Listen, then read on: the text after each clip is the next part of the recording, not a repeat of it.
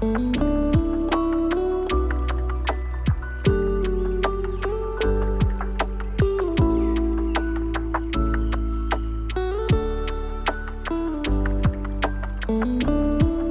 there, welcome to the Soil and Roots podcast, digging underneath the surface to uncover the hidden ideas that form us, our churches, and the culture. I'm Brian Fisher, and I'm joined by Doc and Handsome Kyle, and this is episode 125. We are back in the greenhouse this morning to be able to discuss episode 124, which was a fascinating look at the wisdom, the shrewdness, the relational discernment of Jesus. If you're just joining us and don't know what Soil and Roots is all about, we're all about cultivating deep discipleship. What does it mean to be a deeper person? We have argued here for the last several years that what the world needs most is folks who not only love Jesus, but are in the process of intentionally becoming more like him as he continues to grow his kingdom here on the planet. And so we have explored that from a number of different angles. So this season 6, is all about, well, who is Jesus? If he is the object of our formation, if he is the person that we are to become more like, even as we become the best version of ourselves, what exactly does that mean? We're very familiar with the fruits of the Spirit and other sort of surface level qualities that we see painted in Scripture. But what we're doing is trying to look at Jesus in the Gospels and sort of pick out some things that maybe we haven't normally thought about in relation to who Jesus is. And so last episode, we explored the really somewhat mysterious qualities of him being relationally shrewd. And what does that mean? Are we supposed to become relationally shrewd? Seems like Jesus sort of crosses some awkward barriers in the ways that he relates to people. What does that mean in terms of our walk and who we are becoming? So glad that you're with us. It's been quite a few weeks here at Soil and Roots. Last time we had a greenhouse, Dr. Tim was joking about having to clean up digestive issues related to his pets, and lo and behold, before we pushed record this morning, the same thing happened. I should note here that it has not happened since the last time we recorded, so they seem to have a sixth sense of when it's going to happen. And I guess they're not fans. That's their way of expressing their displeasure. I think it's more of a way for you to prepare. Like they want you to prepare your heart to be humble and to have the servant mindset, I think, is going into this. They're like, we're going to help you when it comes to this. I'm not sure it puts my spirit in the right place to be, down on the floor mopping that up right before we push record. But, I could be wrong. What do I know? I wonder how many of our listeners and viewers' response to our podcast is to lose control of their bodily functions. That's an interesting... At least we don't have to clean it up. Yeah. I would love to have a survey on that. And the other piece of news is that in the last 2 weeks, Handsome Kyle has become a pastor. Okay. Well, there has to be some explanation for that. So, technically, I guess, So a very dear friend of mine, his daughter is getting married, and he asked me to officiate the wedding. I was like, oh my gosh, I would love to. I've never done that before, but I would be honored and privileged and thrilled to do it. And so I had to go through a very rigorous ordination process, which took about a minute and a half. And so now, I can marry people, and I haven't done a deep dive into all of the other benefits that come with this online ordination, but I'm curious to see what other duties I can perform and what other doors I can walk through with this certification now. Probably christen a boat, right? Can't you now christen a boat? Do you have to be? Do you have to be certified to do that? I thought you just had a bottle of champagne and cracked it over the front. That's it. I mean, it seems as much as officiating a marriage. Oh, well, that's a little bit. I think that's a little bit deeper. I mean, to send two people into. We have to call you Pastor Handsome Kyle now. That's a lot. Reverend. I prefer Reverend. Reverend Pastor Reverend Handsome Father. Kyle. It's funny because this is like the caricature, right? Everybody teases that, you go onto some universalist site and get your ordination, and now you can go do weddings, which is exactly what you did. Mm-hmm. Yeah. Yeah, I was like, oh my gosh, is this legal? And they're like, oh yeah, it's legal. You can do it. So I'm very excited officiate about a wedding. Yeah, it's quite an honor. It's a huge privilege. I'm so thrilled. Yeah. And Doc is now wondering why he spent 15,000 years paying for an education when you went online and can now officiate a wedding with a minute and a half's worth of work. I didn't know it was an option. Frankly, it could have saved me a lot of time. Yeah. I still don't know what chiasmus is, so that's probably why. There's that. Yeah, there's lots of words that I don't know. So yeah, erudite is the other one that is your favorite. Yeah, that's the mineral that you have to get out of the cave, right? Yeah. Gotcha. Yeah. So we're all feeling very good about you taking a professional status of officiating a wedding. Right. If you work either one of those words into your sermon, you get 50 points. Oh, I'll get, erudite and chiasmus. Anyway, we're a little punchy. The other thing that I should note is if you're watching this on video, I did get a haircut yesterday, and the very kind woman who cut my hair got very aggressive. So I get the same haircut every time because with my face and hair, there's not a lot you can do. And she said, well, how much do you want off the top? And I said, well, just, a little bit and make sure it doesn't stick straight up. Well, I woke up this morning and she basically gave me a bowl cut, and I look like a vegetable. So I look like a tomato look now. Bad.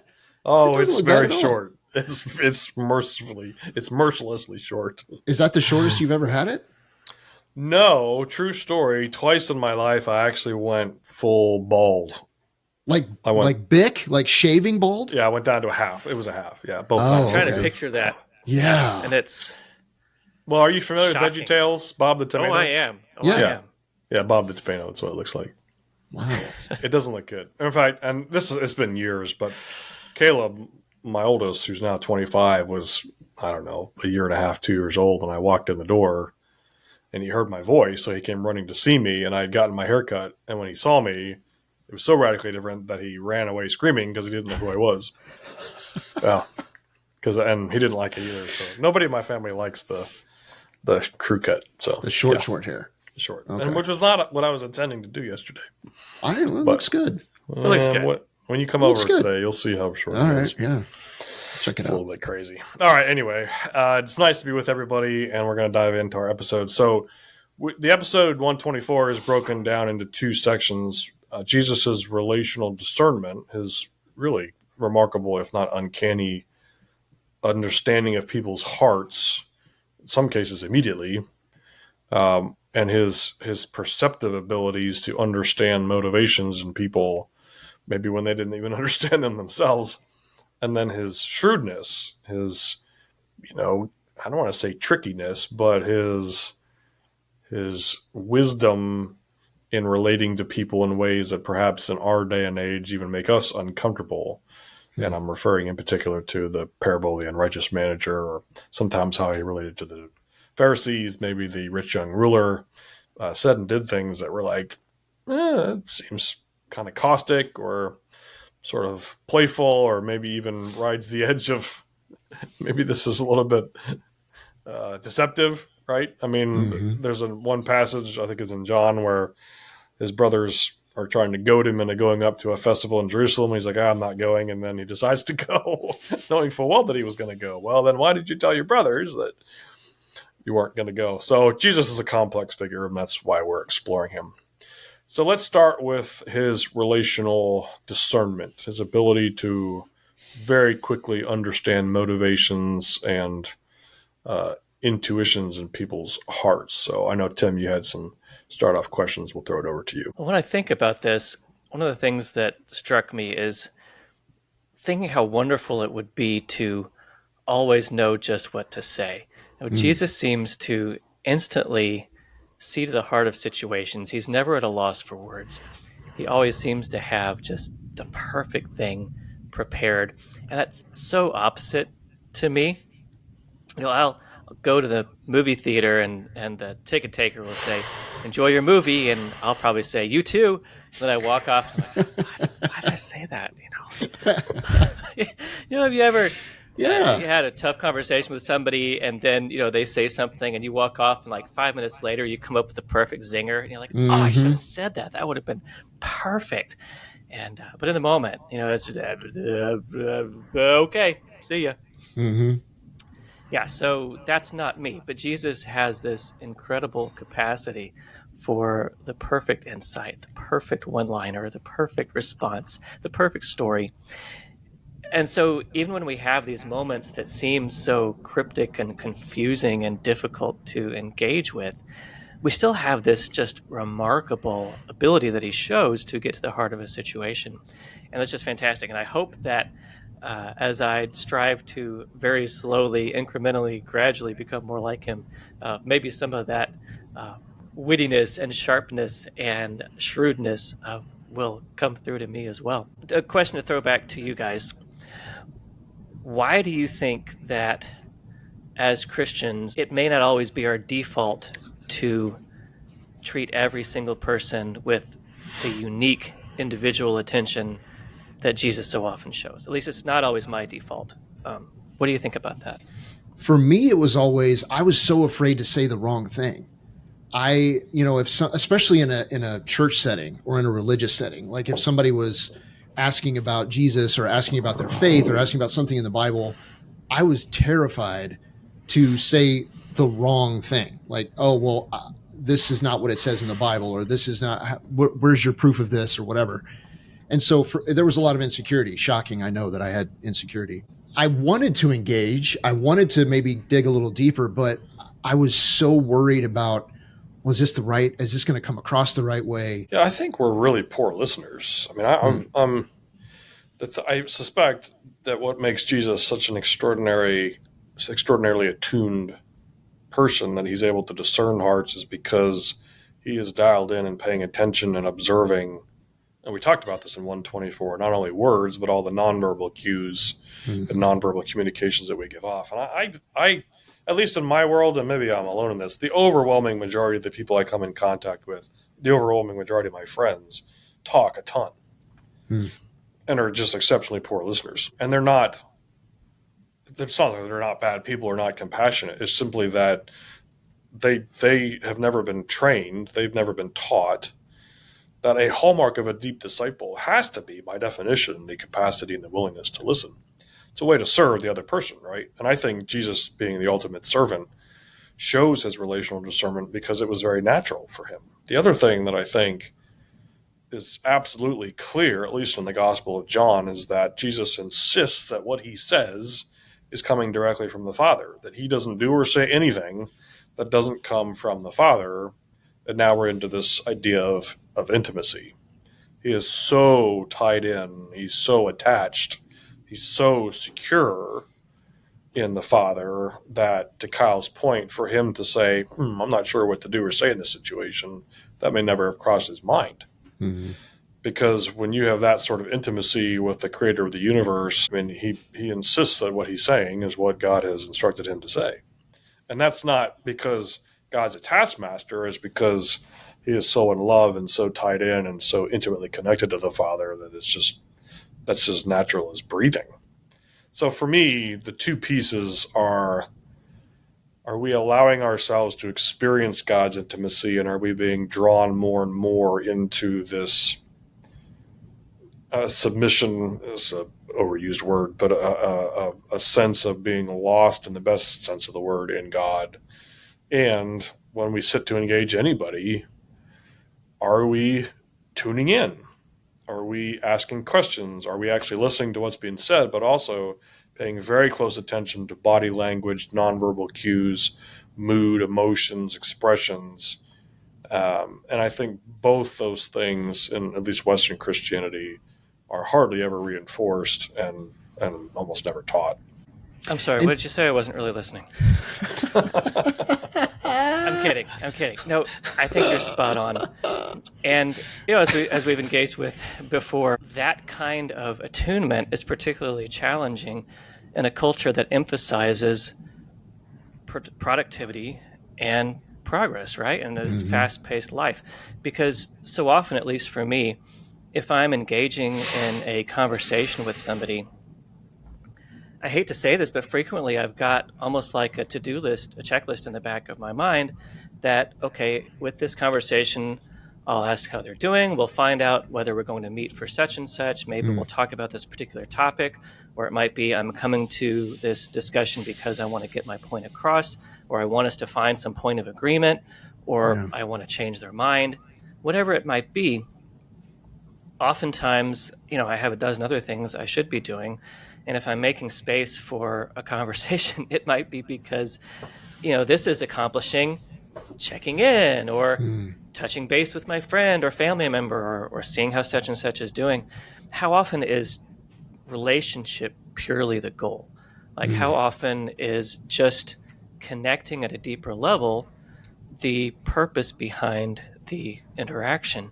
And frequently we see relationship being the goal with Jesus, or at least it seems to be a deeper attachment to him or deeper connection to the Father, so that maybe he's not necessarily trying to accomplish something which is very self-driven, but is focusing on building that bridge and deepening that connection and attachment, which is focused on serving the other person. And suddenly you are laying down yourself, you are listening, you are attuned, rather than simply thinking about all the things that you're trying to get done in that conversation, as harsh, as that sounds. Yeah, there's a lot of truth in that. I mean, our lifestyles are so frenetic and everything's so hurried and rushed, and Jesus was never in a hurry. He never seemed to be in a hurry. It was always like, you know what, whatever conversation or whatever situation he was in, that was what was taking up his full attention. And to your point, Tim, yeah, I mean, he was so great at being able to focus on whatever was right in front of him. And again, I think, I mean, I'd love to know what you guys think about this, but I think we need to give ourselves a little bit of grace when it comes to when we're trying to model after Jesus. That, like you said, Brian, I mean, he was so in tune with God that he never had this insecurity. He never had these insecurities that we might struggle with. So while we're trying to emulate him and while we're trying to be good apprentices, I think we also need to remind ourselves that I can't do it like Jesus. There's no way I can do it like him. But that doesn't mean to abandon it. It just means, okay, well, how can I strive for this? How can I be more intentional? How can I be more loving and caring in this conversation, in this situation, whatever? But also knowing that I can't be perfect. I can't do this exactly the way that Jesus did. I have sort of mixed emotions about that. I mean, be holy as I am holy, be perfect as I am perfect. There is his desire, and I'm not suggesting we can achieve perfection, because I'm not a perfectionist in that sense. I don't believe that's in the cards for us this side of death. But at the same time, I do think that if we start with the premise that our relationship with God is not only giving but receiving, and that as we open our hearts to live the abundant life, to experience perfect peace, to have an increasing, deepening sense of his delight in us, of his, Zephaniah 3, his shouts of joy over us, and not just, oh, did I screw up today, and nothing but confession. Confession is very important, but I think we're missing the other side of that, which is the reception of the overabundance of love of God beyond the cross, right? Not just accepting that, but also what does that look like day in and day out? That there is a security and there is a deeper attunement. And our attunement with others has to be based on our attunement with God, right? Just like our ideas about ourselves or others has to be moored in our ideas of God. But I think there's a sense that as we allow ourselves to experience God's love, we're then able to give that much more widely and powerfully and influentially. And I'm just saying, I think because we live in an age that basically says the most important thing about Christianity is to have the right belief system, and I think that is the overarching idea of our age. That's a different idea set than, no, the point is to become more loving. Maybe it's better to be in right relationship than to have the right belief system. I'm not arguing against having good doctrine. Please don't get me wrong. But I think we've drastically overemphasized intellectual belief systems, and we've drastically minimized what does it actually mean to become more loving. Now, those two things should be intertwined, but unfortunately, I don't think they usually are. This kind of ties into something that we were talking about briefly offline, which is how many of the overriding idea systems and the undergirding foundations of the culture that we live in, whether we're looking at larger societal levels such as capitalism and the free market system and our rugged individualistic society, at least in the United States, or talking about the institution of the modern Western church, they're kind of predicated on this approach of treating everybody the same rather than treating them differently, by which I mean, in order to have a system that reaches everyone, that we have a pastor who he can't possibly preach 150, 500, 2,000, however many individual sermons, so he preaches one to everybody. We have missionaries going to the four corners of the world trying to make sure that everybody receives the gospel, which is a very good thing and what we are commanded to do. But there seems to be this idea that everyone is given equal opportunity, with less emphasis on meeting everyone as an individual where they are and individualizing it to them, I suppose. And if, I'm not arguing for or against any of the systems that we have in place, but we need to be aware of what some of the potential pitfalls and byproducts are of those systems. And I think one of those arguably could be that we are kind of trained to treat everyone the same rather than being trained to treat them uniquely and differently. My suspicion is a New Testament style community of Jesus followers looks and acts differently than certainly most non-Christian groups, but differently than most church groups today, because of the idea sets you're talking about. I think by and large, Western Christianity functions from the idea set that the sermon is the pinnacle of the week. Mm-hmm. And so as long as we're getting our Bible teaching, we're good. And Bible teaching is wonderful. But as we've talked about countless times at Soil and Roots, it's insufficient. That's a monologue style, and we typically are not formed by 30-minute monologues. The commitment, therefore, to a group of people and to living life with each other and suffering with each other and exploring the deeper things of life with each other is a commitment that I think not all, but many Western Christians don't even know that that's part of the deal. Yeah. And yet we see this modeled. I mean, I think Jesus modeled. How many times does he go away and spends hours with his Father, right? Resting and praying and maybe wrestling, I don't know. Receiving love and affection from his Father, as well as obviously here's what's happening next. Here's what we're going to do.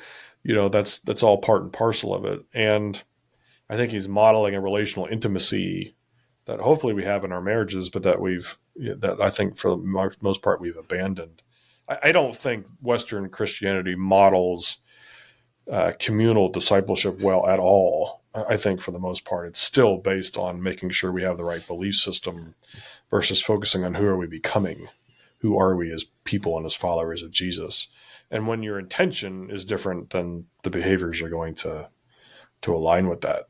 So I think that is exactly what we're trying to explore here. But relational discernment can only come with a deepening attunement to God and the willingness to be messy with other people individually. This is why Dallas Willard said that true discipleship looks like an AA meeting. Very frequent, very vulnerable, confessional. We share joys, we share sorrows, we celebrate wins, we mourn losses in small groups over long periods of time. And that gets all entangled with the West's obsession with multiplication. But there's a trade-off. I mean, you're just not going to produce deep people on a 6-week Bible study. And I think you also have to have, an insight and understanding to yourself. You have to know yourself. You have to be comfortable with yourself. You have to be willing to, like you said, go to those places and be vulnerable with other people and put yourself out there. And that takes a lot of courage and it takes a lot of confidence. And so it was just once I came to the point where I understood that, we've said it before, God not only loves me, but he likes me and he wants to hang out with me. That was so huge for me to be able to enter into these conversations with people and to be like, you know what, if I'm comfortable with who I am in Jesus, then even if this person is like, you're crazy, what are you talking about? That doesn't make any sense or whatever. It's like, okay, well, all right, that's fine. But I know that my heart is in the right place. And I know that I want to love on this person, whatever that looks like. And being able to put myself in situations that I wouldn't have done before, because I have this understanding of how God sees me. And it was very, very different than what I had originally thought, how he looked at me, what he saw. Yeah, and you had to experience that, not just know it. Yeah, exactly. It was something It's an I ongoing could read it. process. But now you're a pastor. I mean, it's amazing. What a story.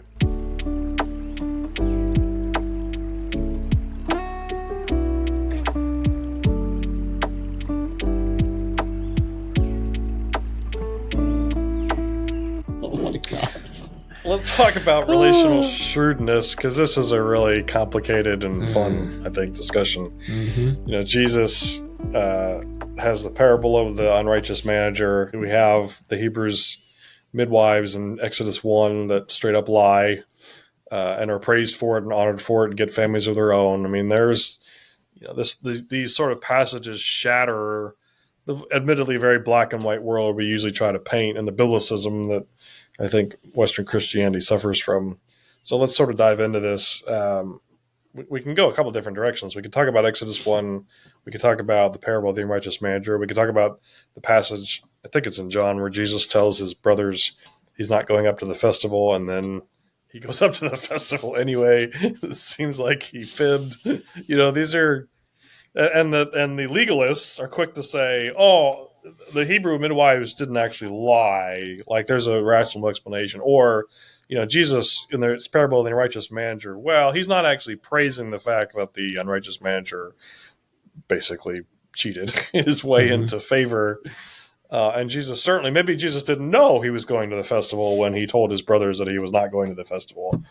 We tried to defend and deflect away what I see by the text seems pretty obvious in all three cases, which is there's something else going on, and maybe it makes the legalist in us a little bit uncomfortable, but it's worth digging into. Why don't we start with the parable, because that's probably the most famous and complexing story, where a guy knows he's going to get fired. He goes around and cuts everybody's bills in half so that when he does get fired, he has some place to go where people are going to like him. And Jesus quite shockingly turns around and says, you know what? The folks that don't follow me are more shrewd than those that do.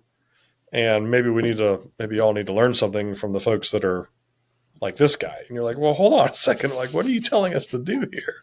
Mm-hmm.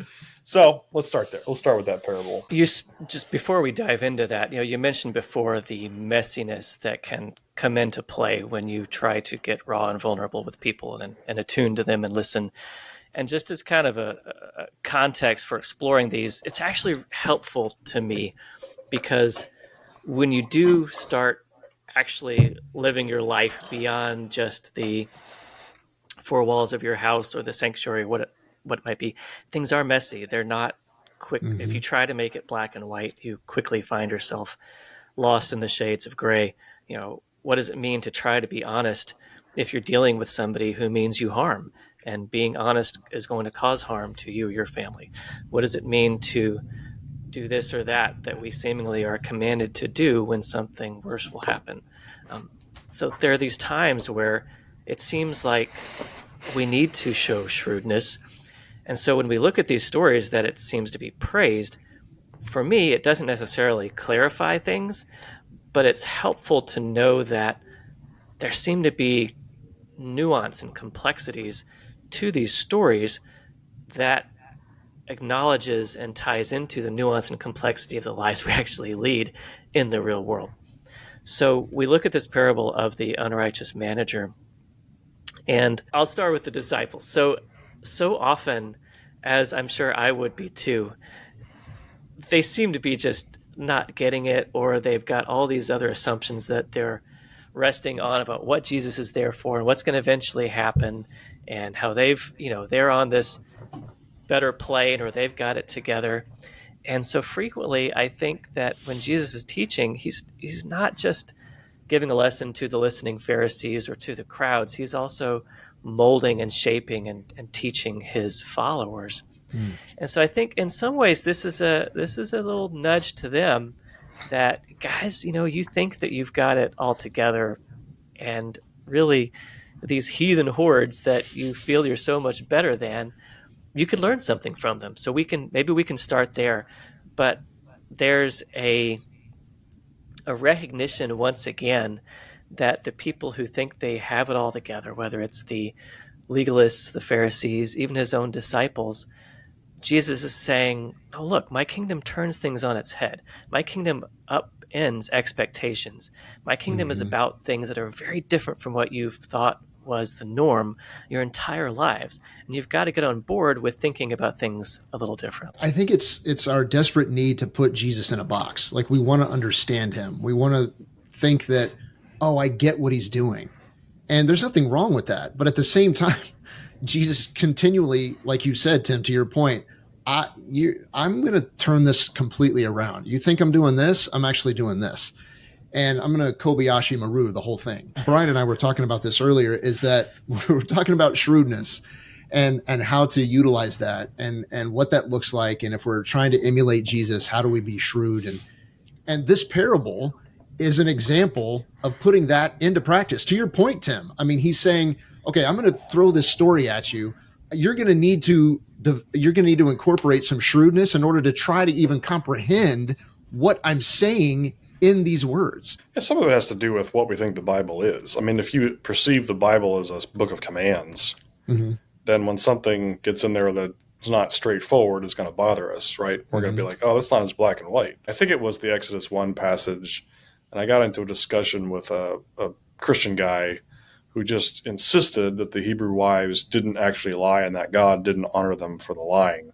I was trying to parse words and say, well, the Hebrew women were actually more vibrant, right? They gave birth so fast, like they were actually being, the Hebrew wives were being truthful. The Israelite women were just so fast at giving birth they couldn't keep up. And I just said, this is the difference between the spirit of the law and the letter of the law. And I think this has to do with, again, a deeper attunement. If we read the Bible as a set of commands and we think that everything in it is black and white, we're going to get frustrated very, very quickly. If you presume the Bible is a story and contains extraordinary symbolism and themes and an unbelievable amount of nuance, then some of these passages aren't going to bother us at all. There was a Catholic writer who commented on Exodus 1, and it brings up the old thought experiment. If you lived in Nazi Germany and you were housing Jews and the Nazis came to your door and they said to you, Jews hiding in your house, would you say yes or no? And this writer said, absolutely, I would say yes and leave the results up to God. Like, because I am constrained, I can never, ever, ever, ever, ever, ever, ever tell a lie.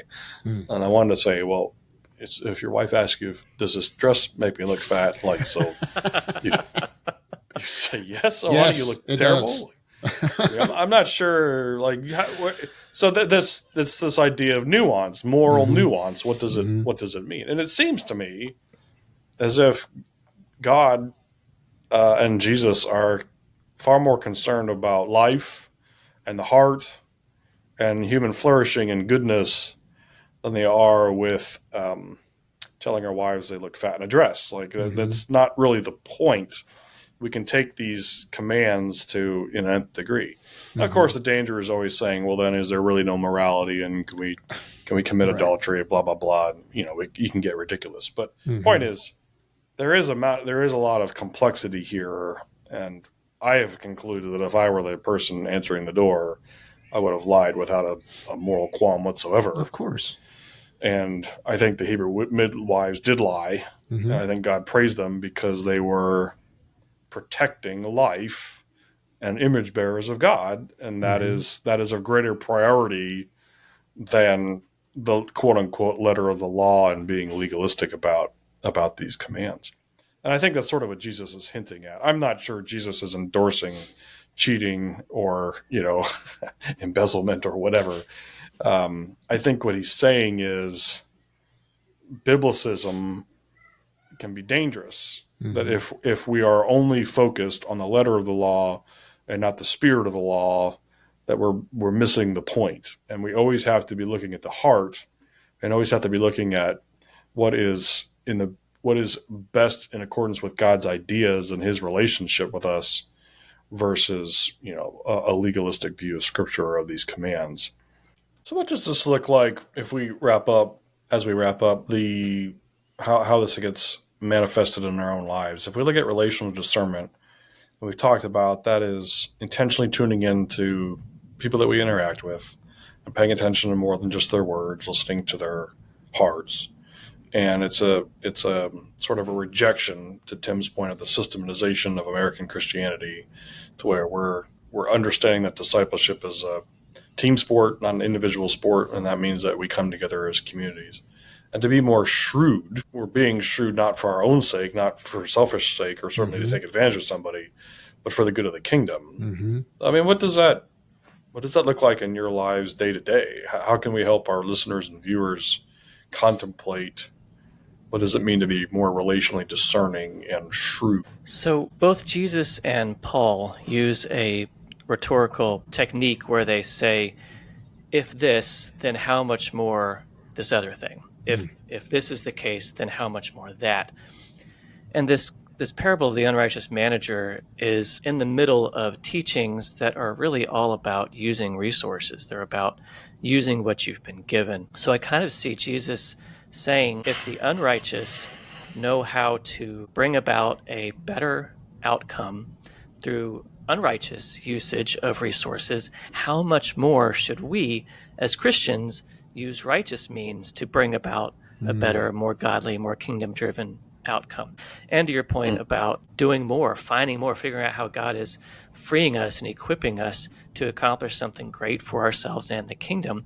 And it does come back to seeing ourselves as God sees us, having that identity resting in Him, where we are attuned to the Father, where we are being transformed more like Him, so that what we are desiring and what we are chasing after is based on kingdom values and kingdom ideas, that we are children of light, using what we've been given for positive outcomes. Now, sometimes that is going to get messy and it's going to be complicated, and the right thing to do isn't always going to be clear to us.